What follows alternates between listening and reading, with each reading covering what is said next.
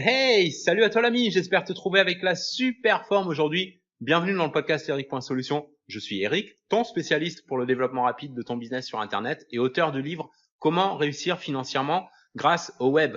Bienvenue dans ce nouvel épisode dans lequel on va parler d'une véritable mine d'or qui est encore très peu exploitée sur le web francophone et qui à mon avis restera pas très longtemps inexploitée d'ailleurs. C'est quelque chose de très différent des modèles les plus utilisés, de ceux dont on parle le plus, tu sais, pour faire du business sur Internet. On va revenir là-dessus avec quelques pistes et astuces que je vais te donner, que je vais partager avec toi dans ce podcast. Alors, rappel de l'adresse email si jamais tu as la moindre demande, blocage ou quoi par rapport à ton business sur Internet, c'est podcast@eric.solution.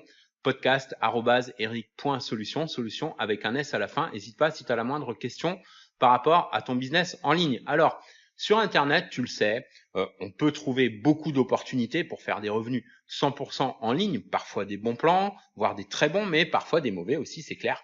Et quoi qu'il en soit, généralement, ça tourne autour de 4 ou 5 thèmes majeurs qui sont la création et la vente de produits numériques, la publication de produits numériques comme formation, coaching, logiciel, auto-édition, etc. L'affiliation, l'e-commerce, l'activité de freelancer aussi comme développeur, designer, etc.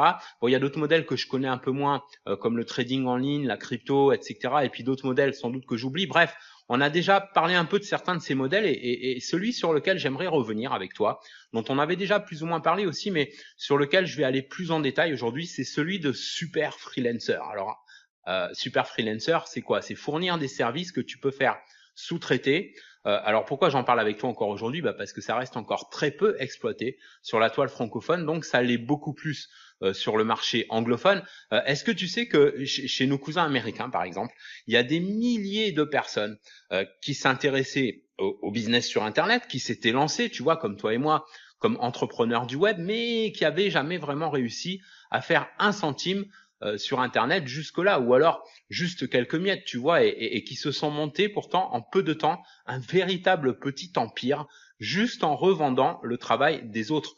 Ils avaient échoué dans pas mal de modèles et dans celui-là, ça a vraiment percé pour eux. Donc tout ce qu'ils font, c'est d'envoyer quelques emails chaque jour pour être contactés par des entreprises qui sont prêtes à payer des sommes plus ou moins importantes en échange de vrais services qui vont contribuer à augmenter leur chiffre d'affaires grâce à une meilleure présence sur le web, un meilleur marketing, etc. Sachant que les entrepreneurs web qui fournissent ces services, donc ils passent jamais un seul coup de fil pour prospecter. Ils font rien d'autre que d'envoyer des emails et répondre à des demandes. Les services qu'ils vendent sont sous-traités sur des plateformes comme Fiverr.com, Upwork, Freelancer.com, Guru.com, etc. Et le plus beau, c'est qu'ils avancent jamais un centime de frais puisque le paiement des prestataires par lesquels ils sous-traitent est toujours nettement couvert par la compte du client. J'en ai déjà parlé plusieurs fois avec toi. Il s'agit de consulting en service web, qu'on peut appeler aussi arbitrage en B2B, puisque tu joues en quelque sorte l'arbitre, l'homme du milieu ou la femme du milieu,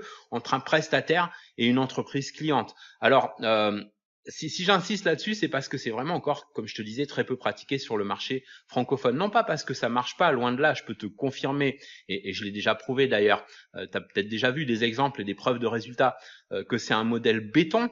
Simplement, beaucoup de gens osent pas se lancer parce que soit ils pensent qu'il faut de l'expertise ou que ça va demander beaucoup de travail ou que ça implique de passer des coups de fil pour prospecter. Ils ont souvent peur aussi qu'on les prenne pas au sérieux, manque de crédibilité, etc. Et il y a des solutions pour ça d'ailleurs. Et il y a une question qu'on me pose souvent aussi, c'est pourquoi les entreprises prendraient chez moi des services qu'elles pourraient avoir directement chez ces freelancers par lesquels je sous-traite. Alors en général, je réponds par une autre question.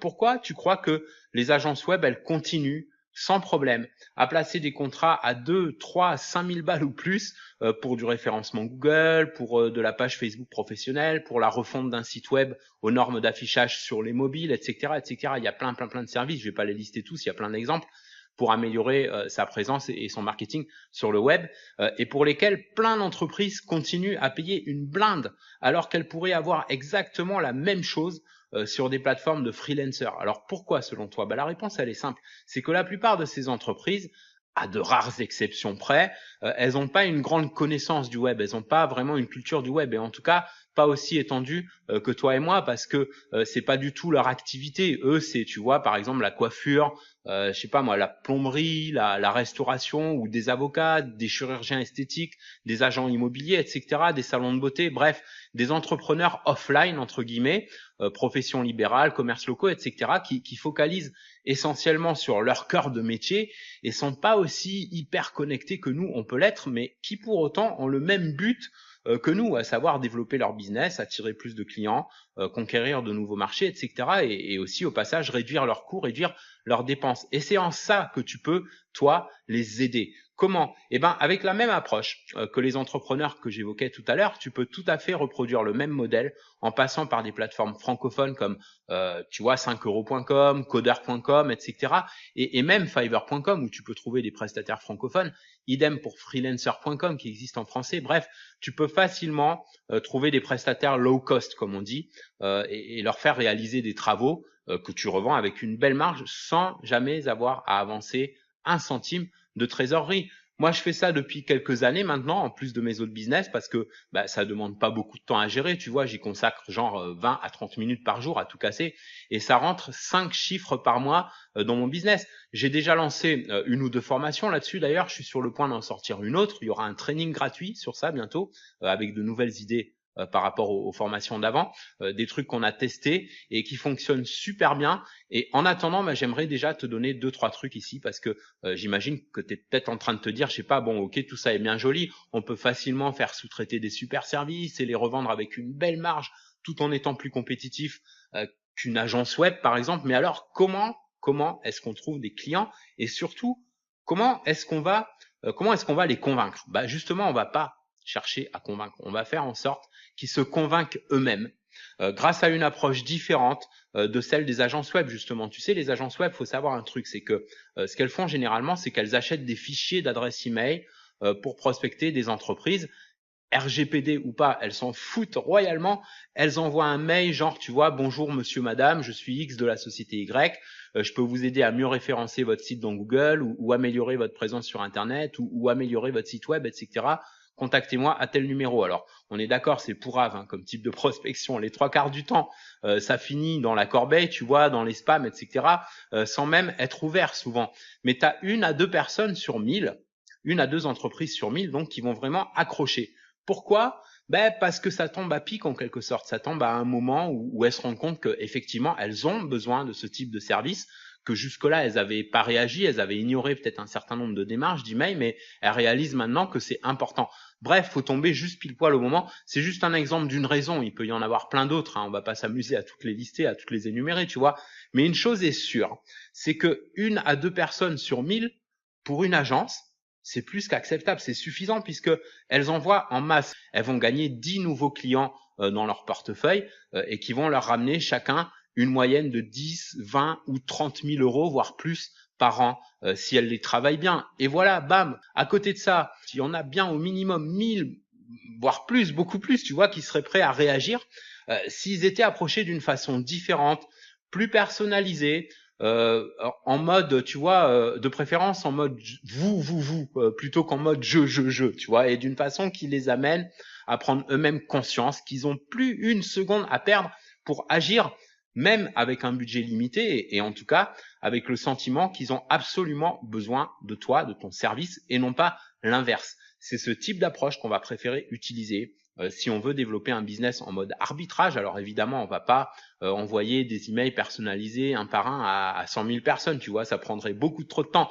Par contre, on va pouvoir focaliser sur une audience ultra ciblée d'entreprises qui cherchent déjà à améliorer leur présence sur Internet, à mieux développer leur marketing, etc., et qui ont un budget pour ça. Et comment on va les trouver, ces entreprises? Eh bien, tout simplement là où elles investissent, c'est-à-dire dans les publicités, genre AdWords, Facebook ou autre. Regarde, amuse-toi à faire un truc, tu vois, tu vas dans Google et tu tapes un mot-clé, genre, je sais pas moi, plombier Paris. Voilà, alors je vais te dire après pourquoi je te donne cet exemple. Alors je te dis Paris, ça peut être Caen, Agen, Rennes, Liège si tu es en Belgique, Montréal si tu es au Canada, Limoges si tu es en France. Bref, il y a des milliers et des milliers de possibilités avec tous les types d'entreprises locales, commerces locaux, en tapant simplement le nom du métier et un lieu. Alors tu vas voir des résultats naturels dans Google, Mais ici, dans notre cas, on s'en fout un peu, c'est pas ce qui nous intéresse. On va regarder surtout ceux qui font activement de la publicité, autrement dit les annonces AdWords. Alors tu sais certainement déjà comme moi que comment fonctionne la pub dans Google AdWords, c'est un système d'enchères et plus le mot-clé est prisé, plus ça revient cher au clic et ça peut monter très haut. Par exemple pour un mot-clé générique comme plombier Paris, enfin c'est pas tellement générique. Ce qui est générique c'est plombier, mais ce qui est moins généralisé c'est plombier Paris, c'est quand même bien ciblé. Les gens qui cherchent un plombier à Paris, c'est tapé, alors c'est pour ça que je te donnais cet exemple-là, il est intéressant parce que il est tapé plusieurs centaines à plusieurs milliers de fois par jour. Il est tapé de 10 à 100 000 fois par mois, donc ça fait plusieurs centaines à plusieurs milliers de fois par jour. Et l'enchère au clic, elle peut monter, tiens-toi bien, en fourchette haute, tu vois, il y a la fourchette basse et la fourchette haute au coût par clic dans Google AdWords, jusqu'à 60 € par clic. Et la fourchette basse, c'est 9 € pour être en haut de page. Je parle là après, si c'est pour être en deuxième ou en troisième, ou en quatrième, c'est un peu moins cher, mais ça reste quand même, je veux dire, au prix du clic assez élevé. Alors, où est-ce que je veux en venir avec ça? Amuse-toi à cliquer sur une ou plusieurs de ces annonces et regarde la gueule du site. La plupart du temps, à de rares exceptions près, le design est juste horrible, ça fait amateur, ça ressemble, tu sais, au web 1.0, c'est un diplodocus le truc. Il y a très rarement un appel à l'action visible immédiatement, il faut se taper tout un tas de lignes avant d'avoir l'appel à l'action. Et parlons pas de l'affichage sur un mobile qui est tellement, mais tellement important, surtout pour des commerçants ou artisans de proximité qu'on recherche essentiellement via un mobile. Alors, tu me diras, quand tu as une fuite d'eau, un problème urgent, tu vas pas vraiment regarder si le site est super bien fait, etc. Mais bon, si tu as un problème moins urgent et que quand même tu veux pouvoir, il faut la confiance, il faut un site quand même qui soit un minimum présentable, c'est important pour l'image. Et je te donne l'exemple du plombier, mais il y a d'autres commerces et des professions libérales aussi, avocats, etc., pour qui c'est important quand même d'avoir un site présentable. Et pour autant, ils payent des fortunes en annonces publicitaires pour rediriger vers un site qui fait finalement peu de conversions. Alors, il peut y avoir d'autres problèmes aussi sur un site. Tu vois, par exemple, la sécurité avec un site qui est pas en HTTPS et donc qui est de plus en plus boycotté par les navigateurs, etc. Bref, avec un rapide coup d'œil, tu peux repérer plein d'erreurs. Bon, parfois, tu vas tomber sur des sites irréprochables, mais c'est pas encore la majorité, loin de là. Et en gros, ça nous apprend quoi sur ces entreprises? Ça nous apprend qu'elles dépensent des centaines, voire des milliers d'euros chaque mois pour envoyer du trafic vers un site qui date de l'ère préhistorique d'Internet. Il faut dire les choses comme elles sont. Ce sont des Jurassic Park du web en quelque sorte. Et ces entreprises le savent pas la plupart du temps. Elles ont même pas conscience de ça. Tout ce qu'elles savent, c'est qu'elles font des efforts pour se positionner, mais que derrière, les conversions, elles suivent pas toujours. Alors des conversions, il y en a forcément quelques-unes par-ci par-là, sinon elles continueraient pas à faire de la pub. Mais t'imagines bien qu'ils auraient de bien meilleures conversions avec un site conforme aux normes d'affichage, de sécurité, etc. Alors pour les prospecter, ces entreprises-là, naturellement, on va pas y aller genre votre site il fait peine à voir. Comment espérez-vous attirer du monde, tu vois? Mais même si c'est vrai, on va quand même utiliser une approche un peu plus diplomatique, mais tout en les mettant face aux réalités. Il y a différentes approches, pour ça j'en parlerai mieux dans un training gratuit prochainement, donc garde bien le fil. Si tu es abonné gratuitement à mon club privé, tu seras informé en avant-première. Sinon, tu peux le faire maintenant, tu peux t'inscrire gratuitement et recevoir 5 cadeaux de bienvenue au passage, tout simplement sur eric.solution, solution avec un S à la fin. Et puis, il y a une autre raison qui explique aussi pourquoi tu auras toujours des clients qui vont préférer passer par quelqu'un comme toi que d'aller chercher un prestataire pour ci ou pour ça, pour gagner du temps et pour la facilité aussi. D'ailleurs, l'arbitrage, c'est pas vraiment nouveau, tu vois, c'est pas une pratique qui date d'aujourd'hui, ça se faisait déjà même avant Internet. Regarde, il y a un exemple tout simple de ça. Je sais pas si ça se fait encore en France parce que ça fait un moment que j'y vis plus, mais quand j'habitais à Paris, dans ma boîte aux lettres, je recevais régulièrement, tu sais, cette feuille de carton sur laquelle tu avais tous les services de proximité, plombier, électricien, peintre, chauffagiste, garagiste, etc., numéro d'urgence, avec un seul numéro de téléphone. T'en as certainement déjà reçu et t'en reçois peut-être encore aujourd'hui. Parfois, il y a un petit calendrier dessus pour qu'on garde ça en évidence sur le buffet du salon ou autre, pour le cas où on a besoin d'un de ces services en urgence. Et quand t'appelles, évidemment, tu tombes pas sur le plombier, tu vas tomber sur un gars ou une nana, soit qui fait partie d'un centre d'appel, soit qui bosse en solo avec un bureau, un ordinateur, un téléphone, à la limite une plante verte ou un cendrier, mais en tout cas pas avec un équipement de plomberie, d'électricité ou de mécanique. il ou elle va juste prendre ta demande et faire le dispatching en contactant le professionnel approprié, puis prendre une commission au passage. Bon, ça fait un peu cliché ma description, mais tu vois l'idée. Pour autant, à côté de ça, tu as toujours les plombiers, électriciens, etc. qui sont appelés directement par des clients. Après, c'est une question pratique. Tu auras toujours des personnes qui vont moins faire attention au prix qu'au temps gagné grâce à un seul numéro de téléphone. Et bien, l'arbitrage sur Internet, c'est un peu le même principe. Ton client va payer plus cher que chez un freelancer directement, mais va gagner du temps en recherche, en comparaison, quel prestataire est bon, lequel est moins bon, etc. Il va avoir directement la bonne qualité. Pourquoi ? Parce que toi, tu auras déjà fait le travail de recherche pour lui en sélectionnant les meilleurs prestataires, sachant qu'en plus, ton client a même pas besoin de savoir, d'ailleurs, que ça vient d'un prestataire externe, puisque le seul interlocuteur, c'est toi du début jusqu'à la fin. Et ce qui l'intéresse, ton client, au final, c'est que le travail soit bien fait, bien délivré et que ça lui coûte pas une blinde, tu vois. Toi, au passage, tu réalises une belle marge tout en étant beaucoup plus intéressant qu'une agence web, puisque toi, t'as pas les frais de locaux, de staff, etc. Alors, un exemple tout simple de scénario gagnant-gagnant pour un client, je sais pas moi, qui a besoin d'un site web adapté au mobile. C'est un service que je cite souvent en exemple parce que c'est un des plus populaires. T'as pas idée du nombre de sites, même encore en 2019, qui sont pas du tout adaptés pour la navigation sur les mobiles. Bref, c'est un service que tu peux faire réaliser pour 80 à 100 euros par un prestataire pour de la top qualité et que tu vas pouvoir revendre de 500 à 800 euros là où la plupart des agences vont facturer 1500 à 3000 voire plus. Du coup, tout le monde est content. Ton client qui obtient un site beaucoup plus présentable pour un rapport qualité-prix supérieur, toi qui fais une super marge au passage et ton prestataire qui fait une vente. Tout le monde y gagne. C'est la magie de l'arbitrage de services sur Internet. D'ailleurs, il n'y a pas longtemps, je t'ai bricolé un truc sympa que tu peux obtenir gratuitement. C'est une infographie qui résume bien ce business d'arbitrage. Ce que j'aime bien avec les infographies, c'est que tu peux voir en un seul coup d'œil les informations essentielles et les assimiler beaucoup plus rapidement et facilement qu'avec un simple texte descriptif, par exemple. Et en plus d'être informatif, c'est agréable à regarder avec un design cool et tout. Bref, si tu veux voir mon infographie sur le business d'arbitrage et sur 4 autres modèles de business 100% Internet, c'est simple. Il y a une vidéo de 10 minutes qui t'explique comment recevoir tout ça gratuitement sur eric.solution/CR, les lettres C comme Corinne, R comme Richard, eric.solution avec un S à la fin toujours /CR. Voilà, alors on a fait le tour pour aujourd'hui.